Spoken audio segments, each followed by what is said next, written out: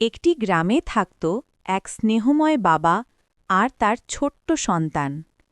সন্তানটির বয়স খুবই কম, তবুও সে বাবার কোলে এলে যেন পুরো পৃথিবী তার হয়ে যেত।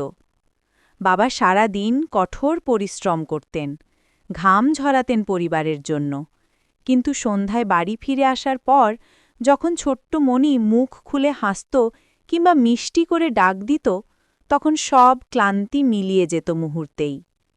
শিশুটি বাবার কোলেই সবচেয়ে নিরাপদ বোধ করত। কখনো সে বাবার গালে হাত রাখত, কখনো বাবার জামা টেনে খেলা করত, আর বাবা মুচকি হেসে ভাবতেন, এই ছোট্ট প্রাণটাই আমার সবচেয়ে বড় শক্তি, সবচেয়ে বড় সুখ।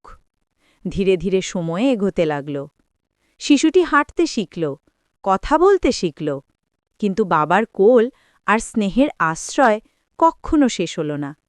কারণ পৃথিবীর সবচেয়ে সুন্দর সম্পর্ক হল বাবা আর সন্তানের ভালোবাসা, যা কখনো ভাঙে না, শুধু আরও গভীর হয় প্রতিদিন।